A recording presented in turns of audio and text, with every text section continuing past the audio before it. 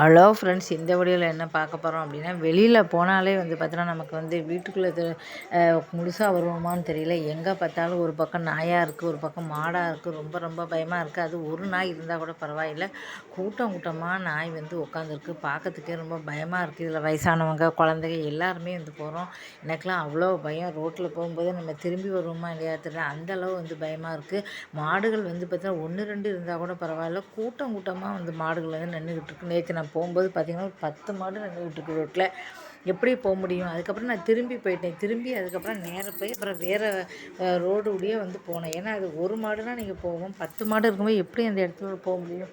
அப்புறம் நேராக போய் வேறு பக்கமாக போய் மெயின் ரோட்டில் போய் போனேன். ஏன்னா அந்த அளவு வந்து கஷ்டமாக இருக்குது. எங்கள் மாடுகள் நாய் கூட பரவாயில்லை, கூட்டம் கூட்டமாக இருந்தாலும் சின்னதாக இருக்குது. ஆனால் பெருசு பெருசாக இருக்கா, பார்க்குறதுக்கே கொம்பெல்லாம் வச்சுக்கிட்டு அவ்வளோ பயமாக இருக்குது. நான் கூட வீடியோ எடுக்கலாம்னு நினச்சேன்.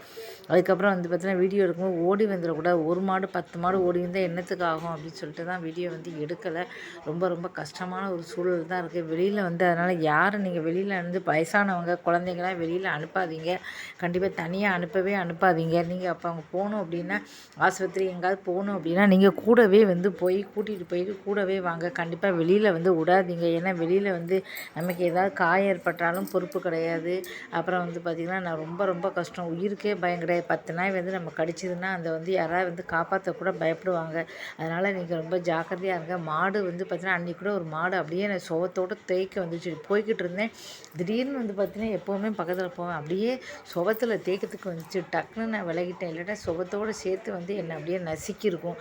வரவும் நான் பார்த்துட்டேன் மாடு வருதுன்ட்டு, சடக்குன்னு நான் விலகிட்டேன். அது அப்படியே எதிர்ச்சு இல்லை அப்படின்னா ரொம்ப ரொம்ப கஷ்டம். அதனால் ரொம்ப ரொம்ப ஜாக்கிரதையாக வந்து இருங்க.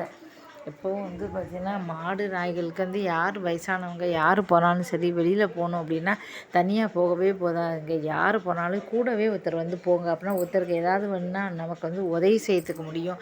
அடுத்தவங்களே நம்ப முடியாது. நமக்கு உதவி வந்து வேணும்னா நம்ம தான் வந்து செய்யணும். யார் கூட போனாலும் சரி, கூடவே போய் அவங்கள கொண்டு விட்டுட்டு கூட்டிகிட்டு வாங்க. அதுதான் நல்லது. ஏன்னா ரொம்ப மோசமாக இருக்குது ரோட்டில் போகிறதுக்கு அப்படின்னா. நாய்கள் ஒரு பக்கம், மாடுகள் ஒரு பக்கம், அவ்வளோ மோசமாக இருக்குது.